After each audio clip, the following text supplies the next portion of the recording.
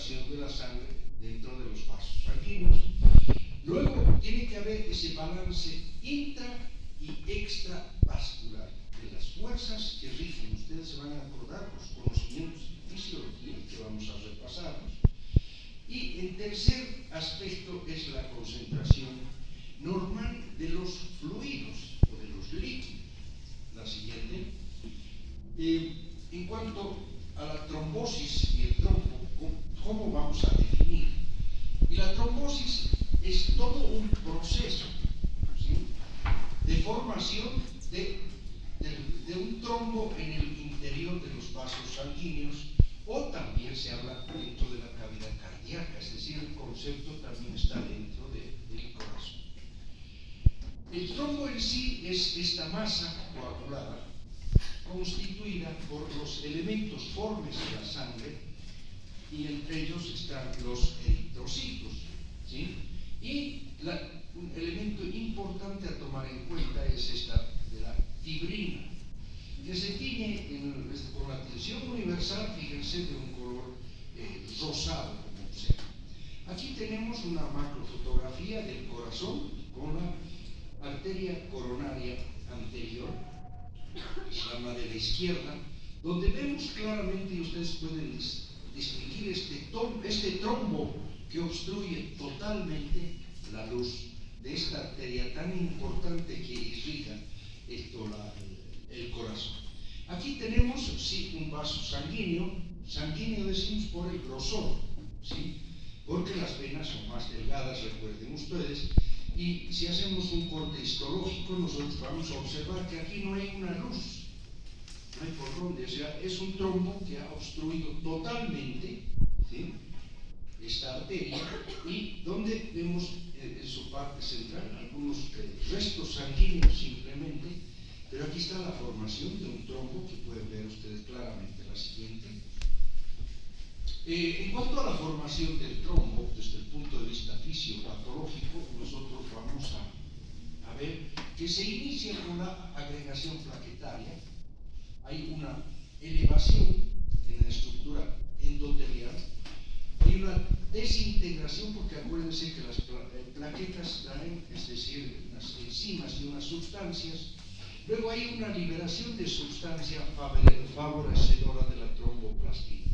Y por último, es decir, hay un mecanismo de coagulación donde, es decir, primero va a aparecer la tromboplastina, la protrombina, el fibrinógeno y la trombina fibrina.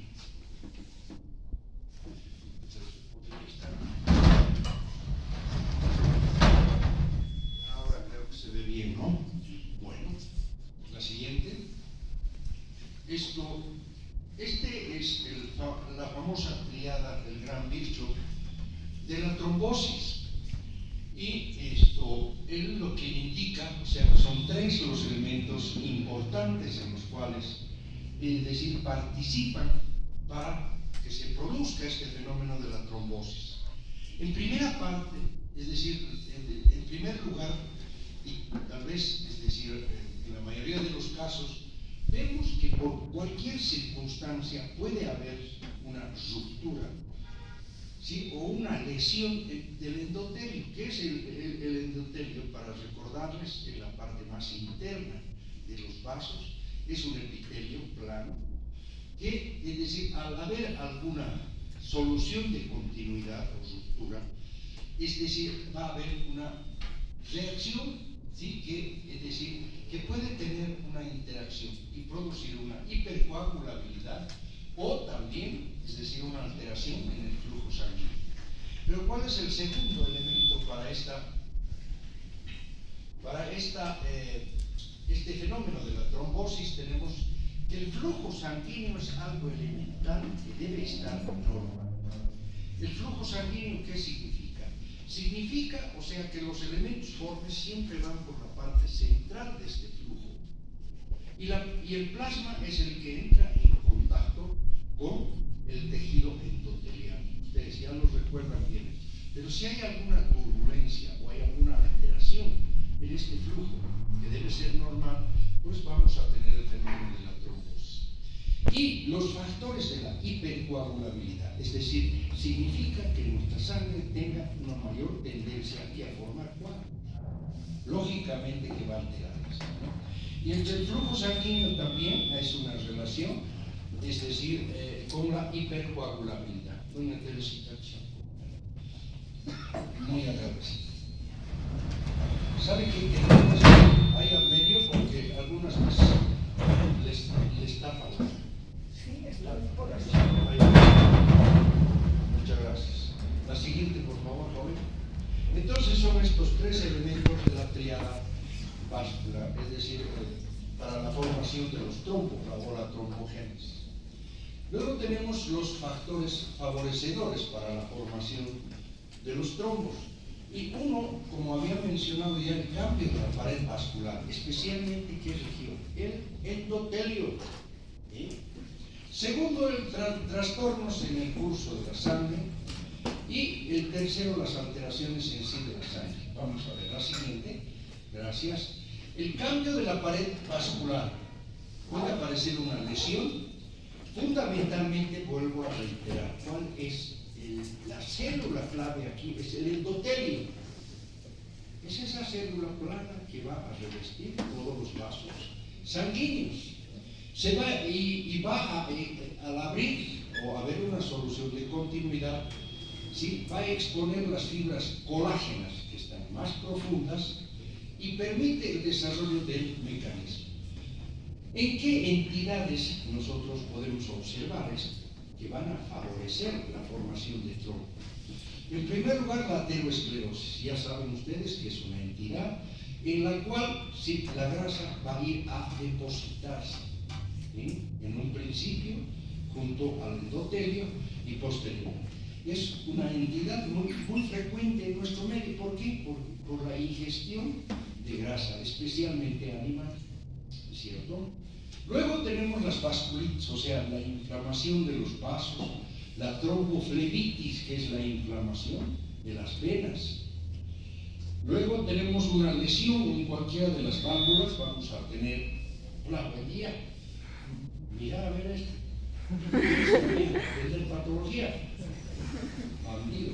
Bueno, y es decir, he puesto con rojo porque esto es muy importante en lo que se refiere a la pared vascular y es el daño físico o químico que pueda ocurrir y que esto definitivamente va a ser como el inicio o favorecedor de la formación de trombos. Y la invasión neoplásica también agregar dentro de estas causas o motivos. La siguiente.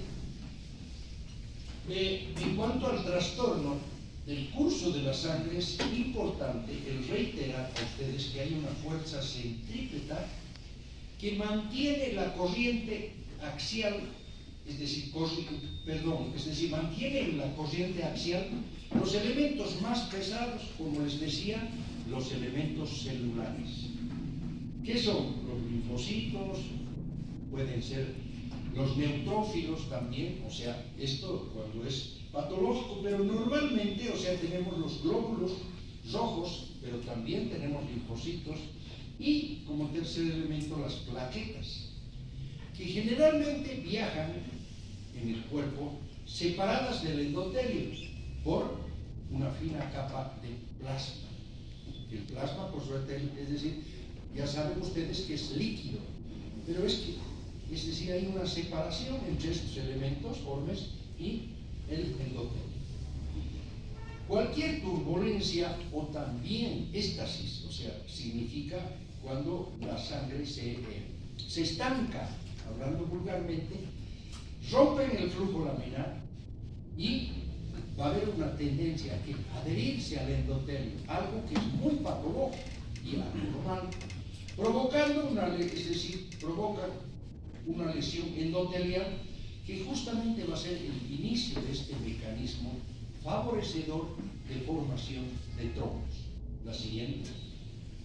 En cuanto a la alteración de la sangre, los cambios que conducen especialmente a la hipercoagulabilidad, es una palabra compuesta, ya saben ustedes, hiper, mucho, ¿cierto?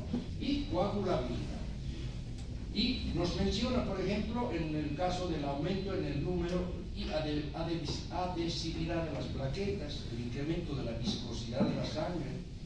Puede ser también el incremento del fibrinógeno y de otros factores que participan en el fenómeno maravilloso también de la coagulación, que ustedes ya lo conocen, o si no hay que repasarse estos factores de la coagulación, la liberación de sustancias como la tromboplastina, la disminución de la actividad fibrinolítica, también palabra compuesta, que es decir, fibrino es fibrina y lítico es lisis o destrucción. Y por último, el aumento de la secreción de las catecolaminas. ¿Sí? La siguiente. En cuanto a los factores inhibidores de este fenómeno de la trombosis, tenemos que mencionar a la circulación normal de la sangre. Cuando la sangre está circulando con toda normalidad, este factor, es decir, va a inhibir o va a disminuir. Segundo lugar, los mecanismos inhibitorios de la misma coagulación. Tenemos una cascada, acuérdense, de la coagulación, que es una maravilla, porque ya les digo, si no podríamos desangrarnos muy fácilmente. Pero se abre alguna herida, por ejemplo, una persona que ha inferido una herida punzocortante, ¿sí? Es decir, si no fuera por este mecanismo que va a inhibir, nosotros, les reitero, nos podríamos sangrar pocos minutos. Y tenemos en tercer lugar la destrucción de la fibrina, es decir, la fibrinólisis, que también es otro maravilloso mecanismo, que, es decir, va a inhibir el mecanismo de la formación de trombos. La siguiente. En cuanto a la patogenia o origen, debemos de decir que el desbalance entre los factores inhibidores y favorecedores de la coagulación hacen que, es decir, entonces, se pueda originar o nos predispongamos a la formación de trombos. La siguiente. Aquí tenemos, es decir, algunos fenómenos de estos. Aquí tenemos la misma foto anterior donde se ve claramente un trombo bastante grande y que obstruye totalmente esta arteria, ¿sí? Y que, es decir, esto es como consecuencia, ¿qué va a pasar? Vamos a tener un fenómeno de isquemia y vamos a tener una zona de infarto. Aquí tenemos, es decir, un trombo también, es un trombo venoso en el pulmón, lo denominamos encilla de Montat por la forma que adquiere. Y aquí estamos viendo, es decir, macroscópicamente otro trombo, muy claro macroscópicamente. Y aquí tenemos un corte, fíjense, este es un tejido pulmonar, vemos los alvéolos, una arteria que es bastante grande, y observamos aquí este trombo, que si lo vemos al microscopio está constituido por esta parte, que son eritrocitos, por la fibrina, que es esto, y bueno, a las plaquetas, que son tan pequeñas, no las podemos ver, pero son los tres elementos que constituyen un trombo. La siguiente. Las variedades del trombo las vamos a clasificar según la evolución, según el carácter, según el origen y también según el contenido de los trombos. Seguimos. Y según el carácter tenemos que puede ser oclusivo, puede ser totalmente, es decir, cerrar totalmente la luz. Puede ser mural o parietal, que se origina en las paredes del corazón.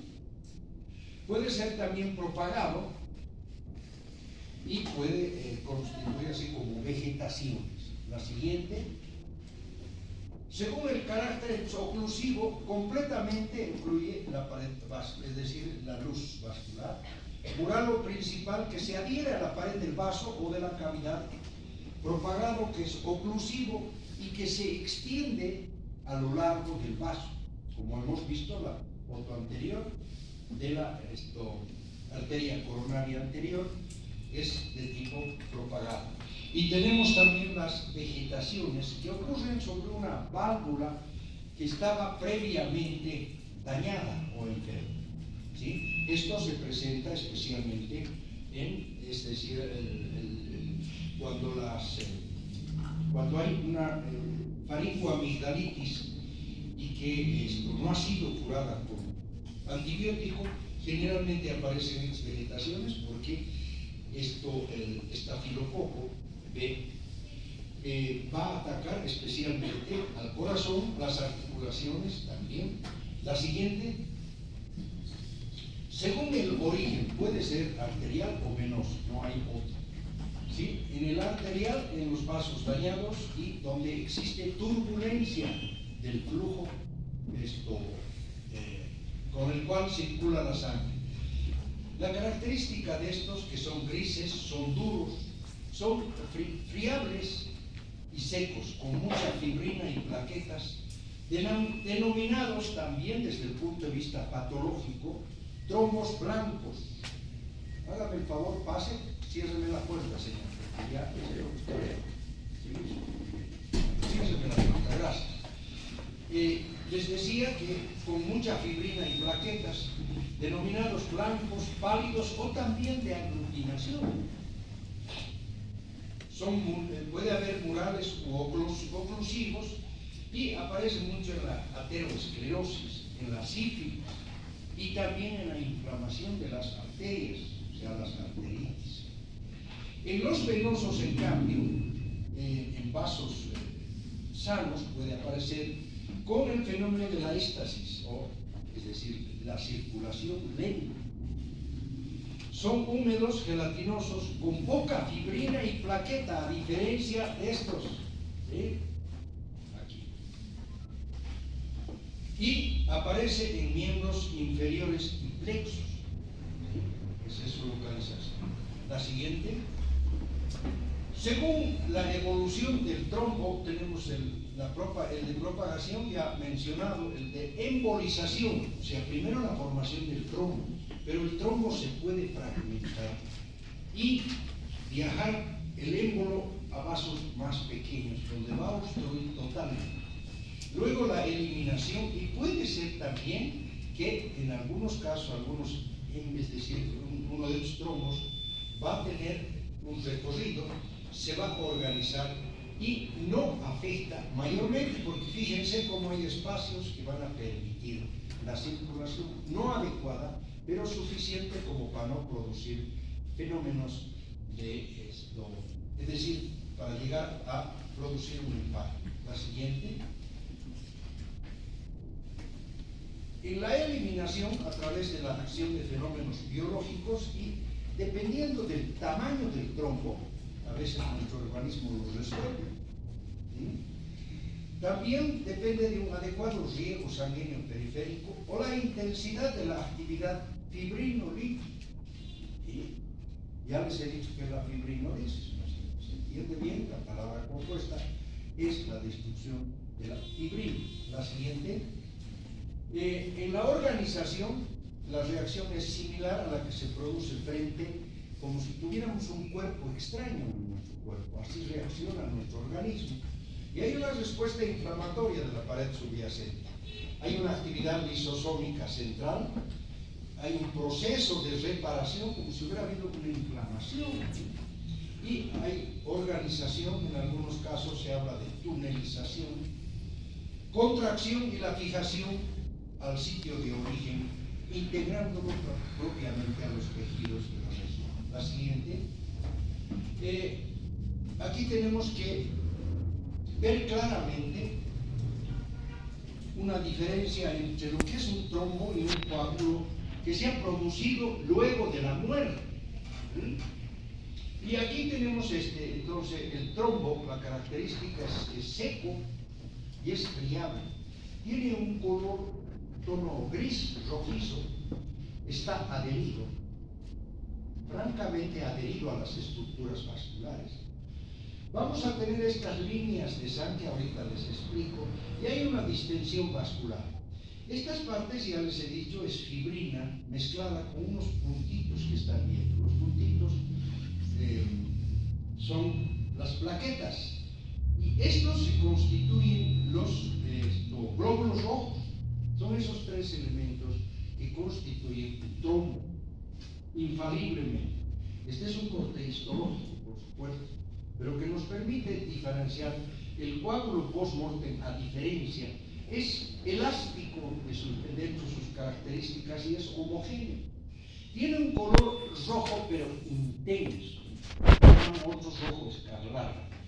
No va a estar adherido a diferencia de este otro que se adhiere a los vasos, ¿sí? No hay estas líneas de sangre y se moldea muy fácilmente al vaso, como habíamos mostrado este trombo de encía de montar, que es característico de la bifurcación de las arterias pulmonares, ¿sí? Que habíamos visto. La siguiente, por favor. La importancia, o sea, es un fenómeno francamente patológico, donde hay alteraciones de cualquiera de los elementos ya mencionados. Hay una variación según el tejido o órgano y representan definitivamente, dando un diagnóstico fisiopatológico, de una alteración en los mecanismos homeostáticos. ¿Sí? Provoca isquemia, o sea, ¿qué es? La falta o la ausencia en algunos casos de la llegada de elementos nutritivos para cada una de las células que irriga esa zona del vaso. Ahí se convierte en necrosis y después viene el fenómeno de la embolización. O sea, sus consecuencias en muchos casos, y dependiendo de qué órgano o tejido afecta, pueden ser fatales. Como es el caso del corazón, por ejemplo, si es una extensión muy marcada, es decir, es el infarto del miocardio, que es una de las muertes más comunes, ¿sí? Especialmente en las personas de la tercera edad. La siguiente.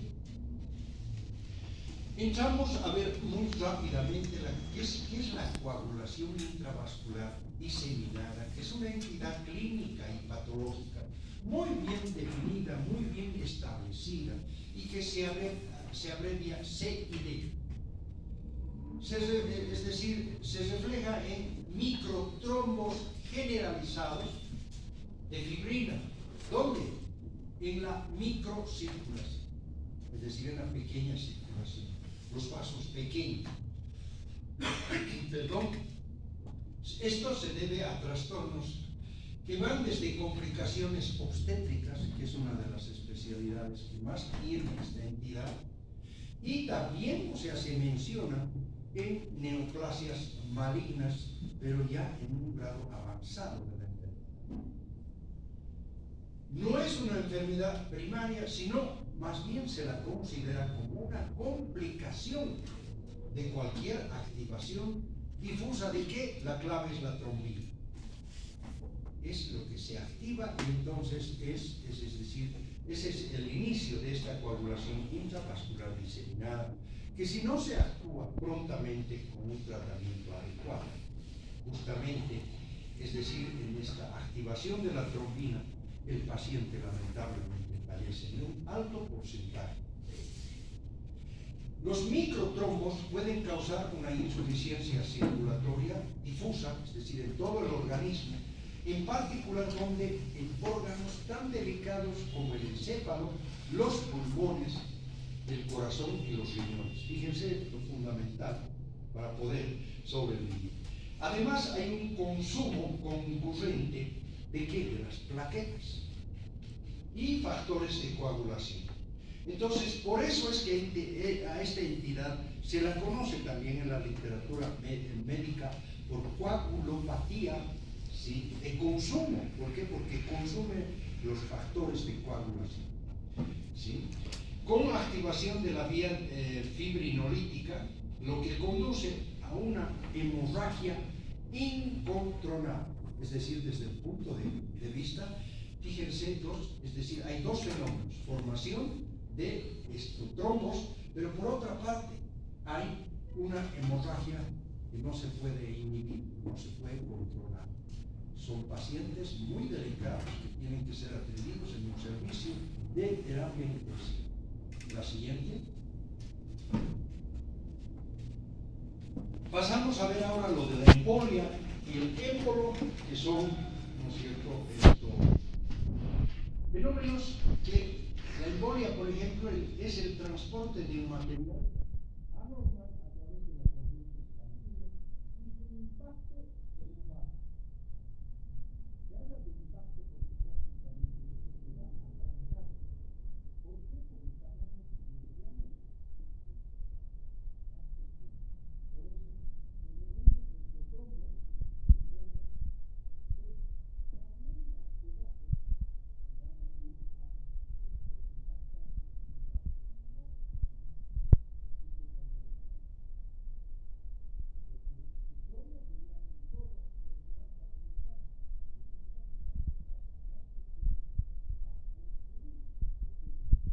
decir de menor diámetro.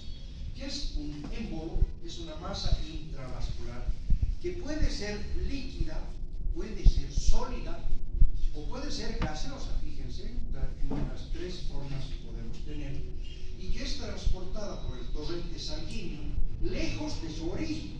¿Sí? Esto es importante tomar en cuenta, o de su punto de penetración en el sistema cardiovascular. La siguiente.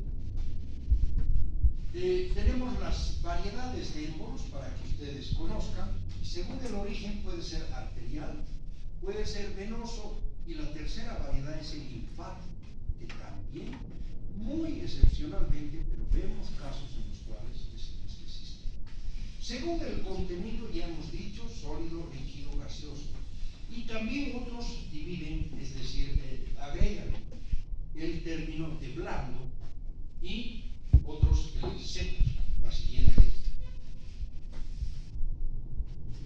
Atención, o sea, es importante el remarcar que hay estos dos términos que hay que definirlos bien. Se habla de una embolia retrógrada cuando el transporte va en contra del flujo sanguíneo. ¿Sí? Son raros los casos, pero vale la pena. Embolia retrógrada es el transporte en contra del flujo sanguíneo. Y la embolia paradójica, fíjense qué interesante, pero es decir, son casos que se han estudiado muy bien, y es un émbolo venoso en torrente arterial, o viceversa, para lo que se requiere alguna comunicación arteriovenosa, ¿sí? O sea, es una comunicación entre las arterias y las venas. Esto es un defecto patológico. En algún paciente podemos tener esto, es decir, un émbolo venoso en un torrente arterial, o, ¿sí?, es decir, un émbolo arterial en el torrente venoso. ¿Sí? La siguiente. Según su naturaleza puede ser un tromboémbolo, que es lo que generalmente se denomina a este fenómeno. ¿Sí? Generalmente del trombo se va a desprender el émbolo y por eso se habla de tromboembolia. Luego puede ser gaseoso, inclusive, o sea, aquí se menciona el parasitario. Puede también un parasitario convertirse en algo que pueda obstruir los vasos sanguíneos. Un cuerpo extraño que puede ingresar al torrente sanguíneo, puede ser bacteriano. El líquido amniótico, fíjense ustedes, que puede formar un trombo también. Puede ser el fragmento de un tumor que se ha desprendido y por fenómenos físicos, como si lo chupara, entra al torrente sanguíneo y se constituye. Y también la grasa también importante, porque, es decir, por ejemplo, en aquellas personas que han sufrido un accidente y tienen múltiples traumas, puede ingresar la grasa que está en la médula ósea, puede ingresar al torrente y constituirse en un trombo. La siguiente. La embolia arterial, nos damos cuenta por el grosor, ¿sí?, de una arteria, y aquí estamos viendo el trombo que obstruye prácticamente toda la luz del vaso. Son muy frecuentes y, es decir, se constituyen en tromboémbolos, originado, es decir, en cavidades izquierdas o auricular, puede ser arterial aórtico, o derivado de intervenciones quirúrgicas. Por eso las intervenciones quirúrgicas, recuerden ustedes, tiene que haber un control riguroso. Por eso se quedan algunas horas, ¿sí?, en lo que llamamos recuperación. ¿Recuerdan? Sí, siempre recuperado, pero está en recuperación. Las primeras 24 horas son determinantes para que otra vez se equilibre ese organismo, especialmente esto que tenemos mucho miedo. La cirugía puede ser muy fácil, es decir, muy proclive a formar estos fenómenos vasculares, especialmente, que si uno no actúa inmediatamente puede ser motivo de una muerte, ¿sí? Provoca obstrucción y necrosis, bien claro. Sus localizaciones en cerebro, extremidades inferiores, vaso o riñones, digamos que son los lugares más frecuentes. La siguiente. Tenemos la embolia venosa, esto por el espesor de los vasos. Estos son cortes tangenciales donde podemos observar claramente, es decir, que su luz está obstruida macroscópicamente. De origen frecuente en venas, ¿de dónde localizarse en los miembros inferiores? ¿Cuál es la predisposición? Generalmente en estos casos son las famosas varices en los miembros inferiores y que después suben hasta dónde? A los vasos de los pulmones. Los miembros inferiores, la región de la pelvis, el lado derecho del corazón, pero son extraordinariamente raros, pero pueden ocurrir. Y en los miembros inferiores muchísimo más raro. En cambio, los miembros inferiores, es decir, eso no se sabe por qué, pero es ahí donde se formarían los trombos que posteriormente viajan por el torrente sanguíneo y donde van a ir a terminar es en la región, es decir, en los vasos pulmonares. ¿Sí? Por eso que la tromboembolia en la región de los pulmones, generalmente si uno estudia los antecedentes, y en esto lo pueden comprobar ustedes en sus clases de semiología, ¿dónde se podría haber originado estos trombos? Generalmente son en los miembros inferiores y en la pelvis. La siguiente. Esta embolia gaseosa, que es esto, también es rara, pero vale la pena explicar que la penetración en la circulación de burbujas de aire o de otro gas, ¿sí? Con alguna frecuencia, y donde más se ve es en el área de gineco-obstetricia y en el parto o aborto, es donde se puede. Esto por fenómenos físicos, como si se chuparan hacia el torrente sanguíneo, ¿sí? en el parto o aborto, por los esfuerzos que hace la paciente. Todas esas situaciones contribuyen a esta formación. El neumotórax, porque hay aire, ¿no es cierto?, en las cosas, entonces también podemos tener una embolia gaseosa. En los traumas, en accidentes automovilísticos, los traumas pulmonares, donde hay un trauma pulmonar, es probable como antecedente. Y los cambios bruscos de presión. Una persona que está en la bajura y bueno, rápidamente sube a la altura por deciles, puede producirse este fenómeno que ha sido descrito. ¿Sí? Cuando hay cambios bruscos de presión. La siguiente. Esta embolia grasa. Importante porque se la define como la penetración en la circulación de glóbulos de grasa. ¿Sí? Son estos. Este es pulmón y pulmón también. Hay una oclusión de la microcirculación. Aquí tenemos, es decir, los pequeños vasos. Y lo observamos en los traumas de huesos largos, como les decía, extensas lesiones de grasa subcutánea y en otras circunstancias. Y esto, existen dos teorías patogénicas que, bueno, simplemente se las nombro. La siguiente.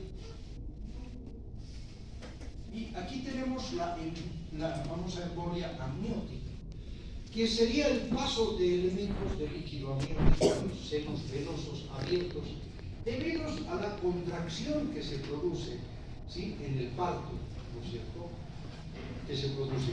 Aquí tenemos, fíjense, son como unas escamas que el patólogo debe de distinguir, ¿sí?, y que observamos que el vaso está obstruido casi totalmente. A menudo, es decir, bueno, ¿dónde es donde se alojan? En venas pulmonares, y también podemos encontrarlas en los capilares de los alveolos. Son vasos muy pequeños, pero hay que tener mucho cuidado. A menudo son mortales, ¿sí?, y se discute si el daño es por la oclusión, ¿sí?, en sí, por el fenómeno oclusivo, o si se ha producido el fenómeno de la coagulación intravascular diseminada, que ya hemos dicho, es decir, es frecuente, o sea, en el momento del parto, ¿sí?, porque se dice que se desprenderían sustancias que tienden a coagular la sangre. Entonces se produce este fenómeno de la coagulación intravascular. vascular. La siguiente, por favor.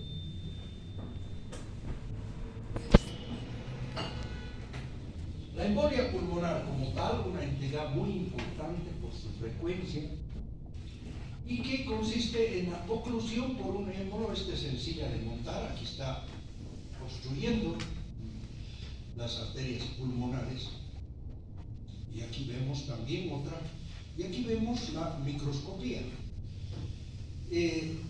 Oclusión por un émbolo de la arteria pulmonar y de sus ramas con graves consecuencias y que a menudo este cuadro es mortal si no se actúa, pero con la debida diligencia. Entre el 6 y 10% de las necropsias nos han permitido a los patólogos poder estudiar bien esta patología, y 3 y 5% se constituyen definitivamente como causa de muerte. La complicación más importante es el embolismo, porque todavía se desprende, se fragmenta el trombo y entonces vamos a tener el fenómeno del embolismo.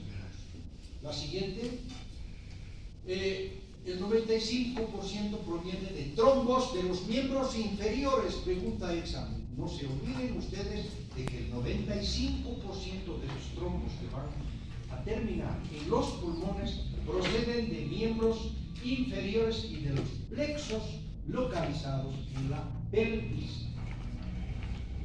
Fragmentos de trombos desprendidos que viajan hasta la circulación pulmonar es el fenómeno, y se produce esta embolia sencilla de montar por la forma que adquiere este trombo. La siguiente. Su importancia depende del volumen del vaso que sea ocluido y el estado general en sí de salud del sistema cardiovascular. Si es del territorio periférico, esto solo se produce un infarto cuando la circulación está comprometida por éstasis pasivo crónico. Acuérdense que la mayoría de los órganos, gracias a Dios y a la naturaleza, es que tenemos una doble circulación, que es la que nos permite salvarnos en algunos casos. Porque hay obstrucción de una arteria, pero resulta que la otra está funcionando. Felizmente, la mayoría de los órganos. Y más del 50% tienen posibilidades, les digo, de recidiva, o sea, de que se repita ese problema. Hay que hacer estudios. Felizmente ahora en la especialidad de cirugía cardiovascular y bueno, todos los fenómenos, se está estudiando cada vez más, ¿no? ¿Por qué se produce la recidiva? ¿Por qué se repite los fenómenos? Parece que alguien tendría programado, puede ser, por factores hereditarios o genéticos. La siguiente. Los efectos, ¿sí? Estos son los que tenemos que aprender bien, porque se puede producir este fenómeno de la muerte súbita. Es una muerte que aparentemente sin haber antecedentes de enfermedad aparece, se produce muy rápidamente y sin mayores explicaciones. Y lo que se produce es asfixia, anoxia, insuficiencia coronaria, hay un fallo miocárdico, hay una anoxia cerebral y puede acabar con un estado de shock, imagínense. También en sí el infarto, y pueden producirse también zonas de hemorragia, como hemos dicho, por el fenómeno esto de la coagulación intravascular diseminada. La siguiente. Bueno, eso es lo que hemos preparado para hoy y vamos a mañana concluir.